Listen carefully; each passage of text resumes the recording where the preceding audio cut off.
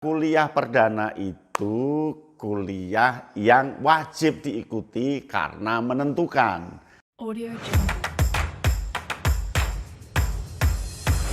Audio Jungle. Assalamualaikum warahmatullahi wabarakatuh. Salam Kak Yatno Bintang. Selamat menjadi mahasiswa baru. Selamat berkuliah. Dan selamat meninggalkan identitas siswa menjadi mahasiswa. Nah, Kak Yatno Bintang kali ini akan memberikan 10 tips berkuliah perdana, kuliah pertama. Tips sukses kuliah perdana, tips sukses kuliah pertama.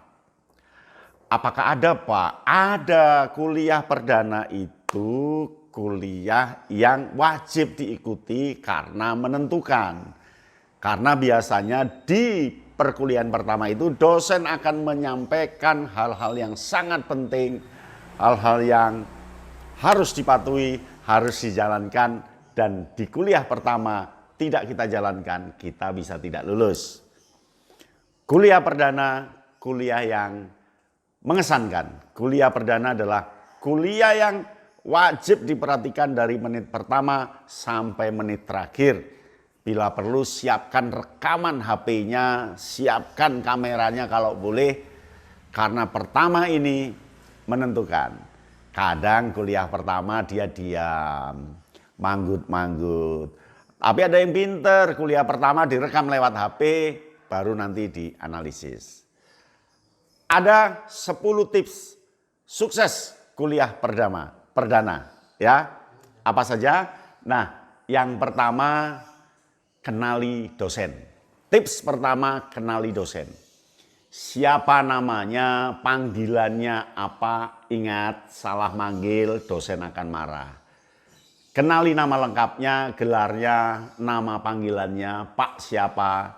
Sebab kalau nama dosen 3 kata biasanya dipanggil yang depan atau yang belakang yang ada di kampus itu. Hati-hati, salah manggil, salah. Alamatnya dikenali, kemudian wajahnya juga dikenali. Jangan sampai nanti di kampus ada dosen yang bersangkutan lewat, kita tidak tahu, padahal dosennya tahu. Ya, maka kenali identitasnya, kenali nama lengkapnya, kenali identitas wajah, tubuh, dan sebagainya, dan sapa karena dia orang tua kita di dalam kampus. Itu yang pertama, ya, kenali dosennya luar dalam, karena dosen itu juga manusia, maka kita juga manusia, sesamanya harus saling kenal. Jangan menegatifkan dosen dan jangan punya pretensi yang negatif meskipun kakak kelas sudah cerita nanti kalau diajar Pak ini akan begini, nggak usah. Ya, akui saja dosen sebagai manusia, kenali namanya, kenali alamatnya, kenali fisiknya. Itu ya. Sip. Nah, yang kedua itu kenali tata tertibnya. Jadi biasanya dosen akan membuat tata tertib, catat, rekam. Contoh, pada perkuliahan kita ini terlambatnya harus maksimal 10 menit dari jam yang ditentukan. Jika tidak boleh masuk. Jangan sekali-sekali Anda ingin melanggar. Ikuti tata tertibnya. Tata tertib kedua, para mahasiswa harus membawa buku besar, catatan karena kita banyak mencatat. Ikuti. Atau bawa laptop ya, setiap perkuliahan saya bawa laptop, ikuti.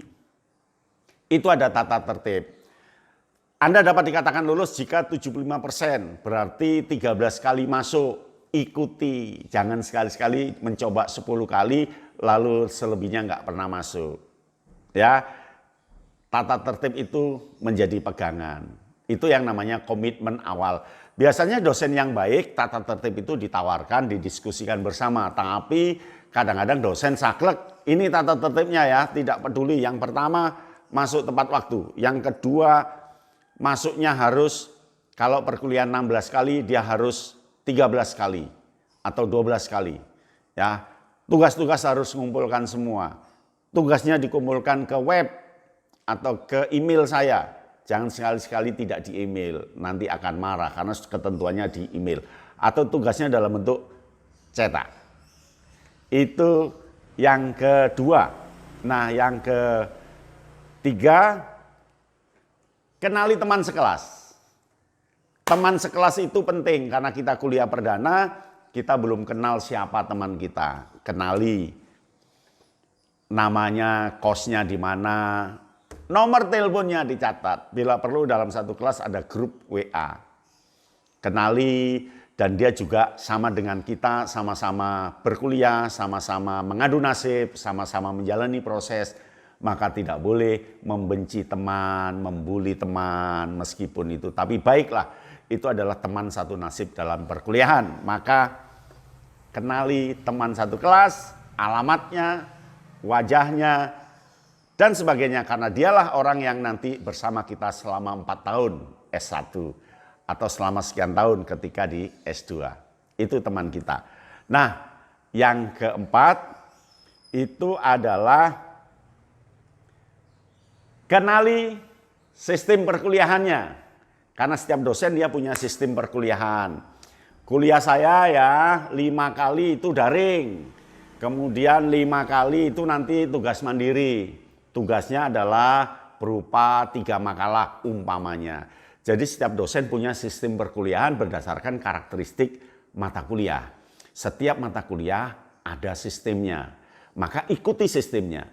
Ada yang sistemnya seminar. Jadi perkuliahan saya pengantarnya hanya 2 kali, selebihnya kita akan seminar ya. Harus dihadiri ini, itu sistem perkuliahan. Perkuliahan kita 3 kali kita masuk, setelah itu kita penugasan ya. Kita akan menggambar di luar, itu kalau arsitektur. Ikuti sistemnya. Tugas harus diserahkan 2 hari setelah perkuliahan. Harus diikuti. Disiplin itu mampu menyukseskan Anda. Setiap mata kuliah, setiap dosen punya sistem yang berbeda-beda karena karakter mata kuliahnya berbeda-beda. Nah, yang kelima itu kenali tujuan perkuliahan. Tujuan perkuliahan ada. Biasanya disampaikan oleh dosen ketika perkuliahan perdana. Tujuannya yang pertama adalah Anda dapat mendesain sebuah ruangan. Catat. Oh, mendesain. Tujuannya adalah agar Anda dapat membuat satu buku. Oh, catat buku. Tujuannya adalah Anda nanti mempraktekkan. Tujuannya adalah membandingkan teori dan seterusnya. Tujuan perkuliahan penting dan biasanya disampaikan dosen di kuliah perdana. Maka kuliah perdana nggak boleh ketinggalan. Ya. Nah, yang keenam itu adalah siapkan catatan. Ya. Catatan itu penting karena kita bukan malaikat. Bukan malaikat. Karena bukan malaikat, jadi kita kadang lupa siapkan catatan. Laptop atau rekaman. Kan kita punya HP sendiri-sendiri. Kalau HP boleh dibawa ya, ada dosen yang tidak boleh ketika kuliah bawa HP. Ada yang silakan gunakan HP. Rekam apa yang disampaikan dosen. Tapi ingat izin ke dosennya. Bu, izin Bu, ada apa? Mohon maaf Bu, pernyataan tentang perkuliahan ini, tata tertib dan sebagainya saya rekam ya Bu. Silahkan direkam. Kalau tidak, jangan sekali-sekali merekam. Nanti malah panjang urusannya. Ya, yang penting siapkan catatan kuliah. Catatan bisa berupa buku catatan, ya kita siapkan, kita mencatat, atau bisa kertas pendek. Tapi ingat. Ini akan mudah hilang. Sampai rumah salin di buku yang permanen atau masukkan ke laptop. Itu yang keenam. Nah, yang ketujuh itu perhatikan jadwal dan ruang. Karena mahasiswa kadang-kadang nggak memperhatikan jadwal ketika minggu depan kuliah lagi lupa.